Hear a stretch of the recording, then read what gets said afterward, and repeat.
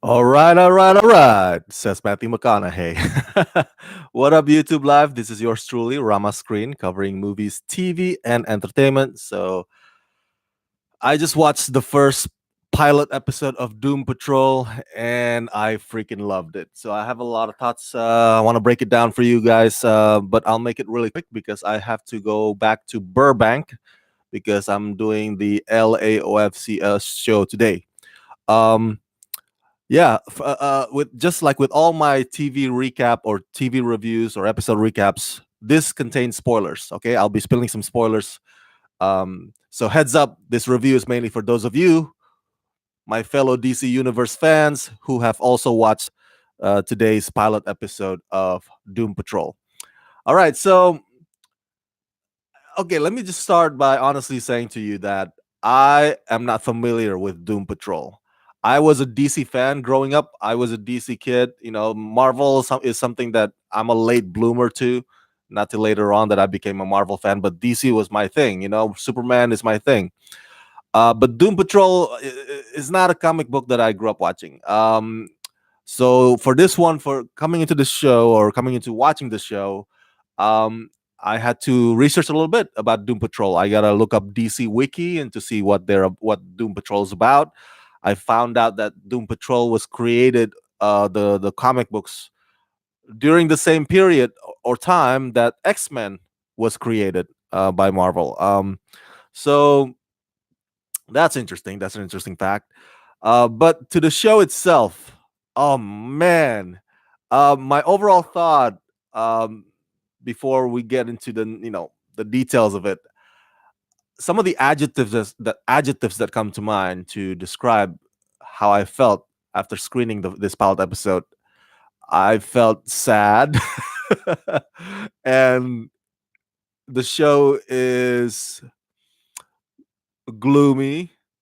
Uh, at times, it could feel depressing, and it's heartbreaking to see some of the backstories of these characters, especially Clifford Steele, Robot Man, and just uh, and and and and Robot Man kind of takes up a lot of the space too in this episode. I mean, the writers obviously try their best to make sure that the characters' backstories presented in this episode share a a fair amount of screen time, but you got to be honest. I think Robot Man, it was more about Robot Man compared to Rita or Larry Trainer or Crazy Jane. By the way, this episode doesn't show Cyborg, so we haven't seen Cyborg yet. We'll see how he fits in. Now, remember, apparently, when it comes to Niles or the Chief's mansion, pause. I gotta say this real quick, that it's interesting that Doom Patrol and the Umbrella Academy arrive on the same day today. And I tweeted that, oh, it's another show about someone with too much money taking in a few misfits, right? X-Men, Deadly Class, anybody? um, it's the same formula, same kind of strategy of storytelling. And but it's not necessarily a bad thing, right? I'm not criticizing it in any way. I'm just pointing out the similarities are just too obvious, and the fact that these two new shows arrive on the same date is kind of hilarious. Um, so back to the backstories. In Titans, in Titans last fall season, you recall, I think episode 3, they showed Doom Patrol. That served as to this one. And I mentioned in my review of that episode to you that it felt like a filler episode because it took you out of the story arc or the journey of the Titans just to say, hey guys, see, Doom Patrol is coming. Don't forget. Um, and I didn't like that because not that I didn't like Doom Patrol, I just didn't like, oh, come on, can we just go back to the story again? Can we go back to Raven, the whole thing? Like, why gotta make a pit stop? No pun intended, because we got race car driver in this Doom Patrol episode. So that's how I felt about the backdoor pilot. But in this pilot episode, it really explores, like it digs deep into the history of each character. It sets up, um, it lets you know, if you are not familiar with Doom Patrol, like I am not. It lets you know, like, okay, this guy's problem is this guy's dilemma is this girl has 64 personalities. So it sets it up for you right in this first episode before we get to them dealing with the bad guy, which is Mr. Nobody. Um, and I'm sure in subsequent episodes, as Cliff tries to find his daughter, or maybe Larry tries to, I don't know, because he has this thing with his lover back then. In subsequent episodes, there'll be more layers that are going to be peeled about them. Um, and I'm sure of that. The thing is that these four characters, or at least three of them, right? Crazy Jane is pretty young. Um, Rita, Larry, and Cliff, they're from the past. Like Rita herself is like from the 50s, right? And freaking Cliff isn't from the 80s. What I'm trying to say is that many of the people that were around them at that time, at the height of their prime, either may not exist anymore or may have grown old by now. So that would also provide some complexities in their drama, should any of them try to contact those loved ones. So yeah. So it's sad, it's depressing, it's gloomy, but not in a way that turns you off. Because the whole time I was like, oh man, I almost cried, especially the whole thing with Robot Man missing his daughter. I was like, oh man. Now to give you context, real quick, Cliff Steele is a race car driver. He was bad to his wife, like he fucks the nanny, and so he crashes the car. I think the wife dies, but apparently the daughter's still alive. And now Cliff is this robot man, and for Niles, Doctor Niles or Chief, is this not necessarily eccentric, but this billionaire who has a habit of fixing people who may not be able to be fixed anymore. Like the society kind of sees them as monsters, or the society considers them dead. And Chief's like brings Robot Man back to life. Chief helps Negative Man, and Chief helps Rita. So he has that habit. And I'm looking forward to seeing also what Chief's demons are, because that would make his arc interesting. Crazy Jane has 64 personalities. I think it's 64, right? Let me know if I'm getting the facts wrong here. If it's not 64, what's the correct number? But that's a lot of people in one body, and apparently each of them has its own special power. So I know I'm getting the feeling that I will never get bored of watching Crazy Jane, because there's always something new, or a new person or a new character comes out of her.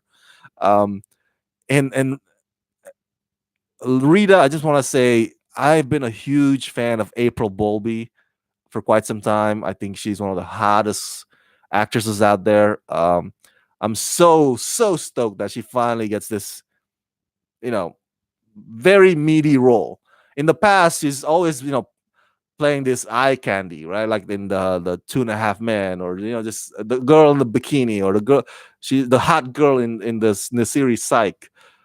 But this is finally her first meaty role. I think she's had other projects in the past, but this is the role that really challenges her skills as an actress, and at least in my opinion. And this character Rita is she turns into a blob, basically. This ugly, disgusting blob. I'm sorry to use those words, but that's how you would see it too.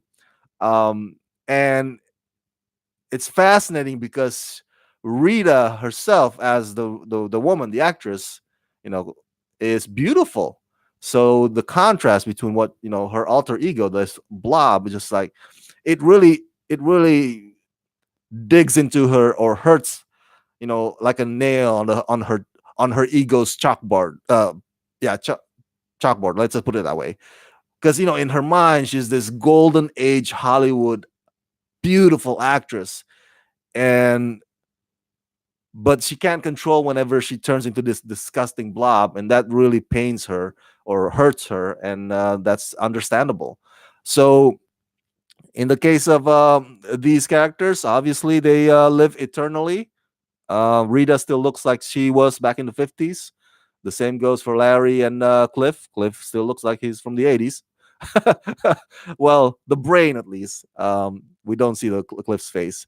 Speaking of whom, I looked it up. Apparently, that, and you can correct me if I'm wrong, they have the two different actors playing the movement or the bodies of the performance artists that play Robot Man and Negative Man. I want to credit their names here. I want to let's let's make sure they give the credit that they get the credit that they deserve.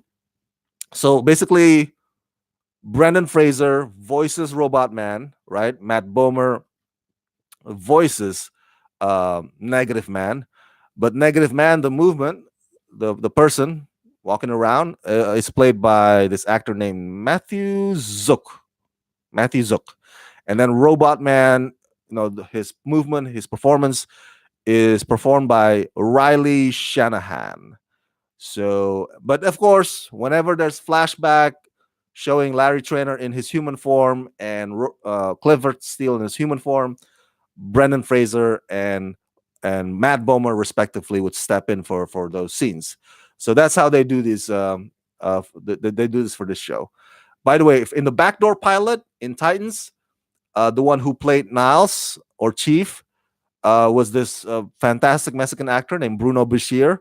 But obviously, the writers and the showrunner went on a different direction. They cast Timothy Oliphant to replace Bruno, and I was kind of sad for Bruno because I like Bruno. He's a fantastic actor, but I kind of understand that decision though, because hey, if you can have a former James Bond as part of your cast, why the hell not?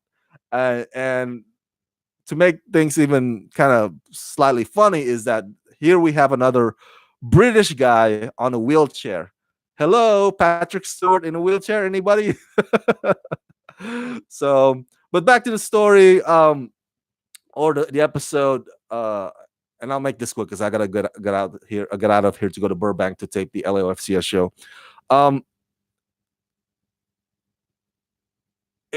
the dramas that they have for each of these characters, I don't know if they're accurate to the comic books. Again, if you are fans of the Doom Patrol comic books and you know the details that I don't, let me know in the comments below and share your thoughts, share those details so we can also get that information.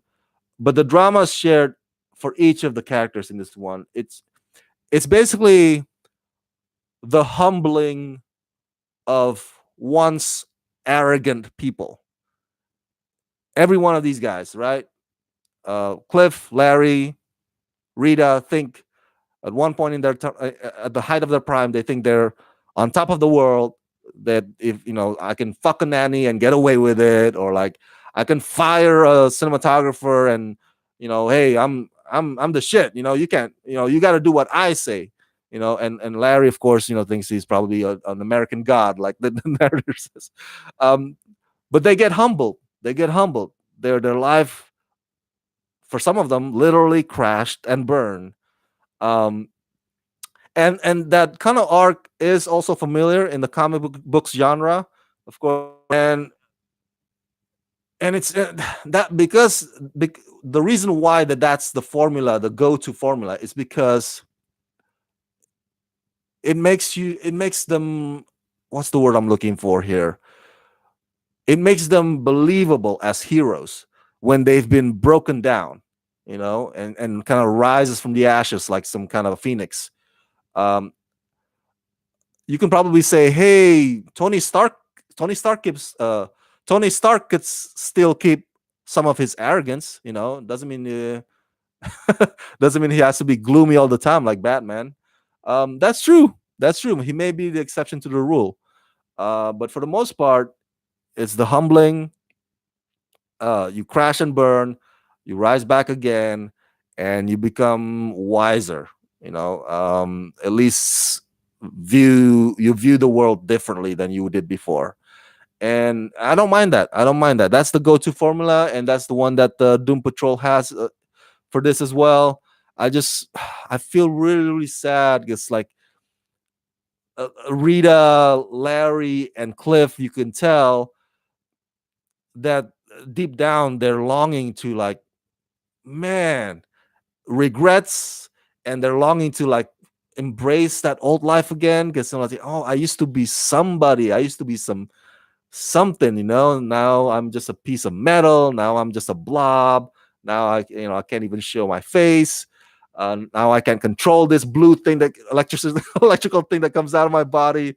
Um, so there's an equal footing to their regret for what they did to their loved ones, and that feeling of you know, missing their reputation, missing their stature, missing holding my daughter's hand. It's like, oh, there's an equal footing, and that those two things will wrestle, and we're gonna see more of that, I think, in the subsequent episodes.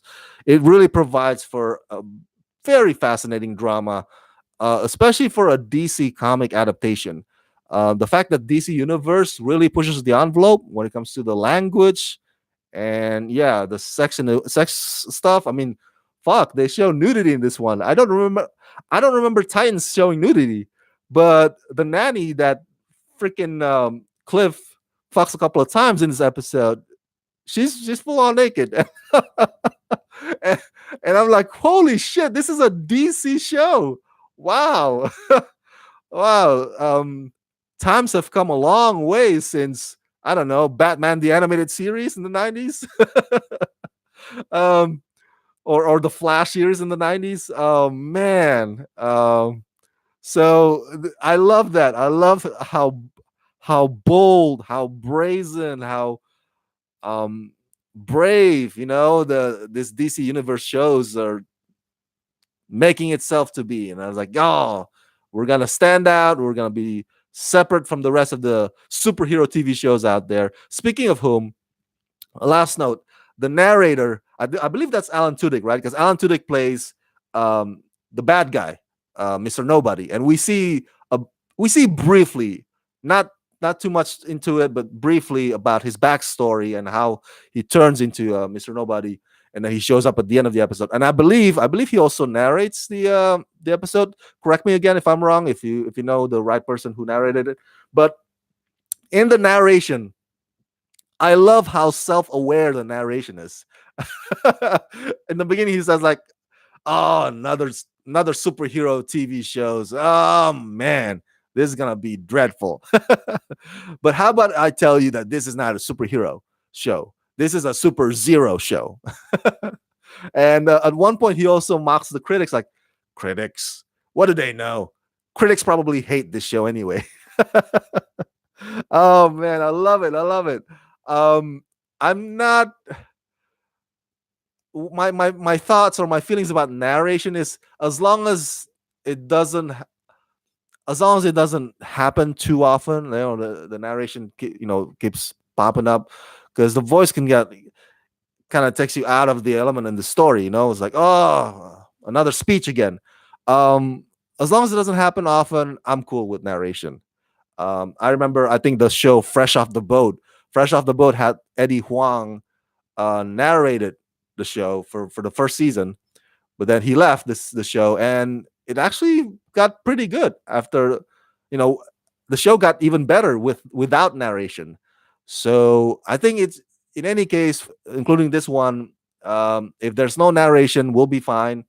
If there is narration, such as this pilot episode, as long as it's on a minimal level, then I'll be fine with it too. So love the show, love the episode. Share your thoughts about this in the comment section below if you've seen it. And as always, subscribe to my channel. I'll see you next week after the new episode of Doom Patrol season 1. Let's rock this.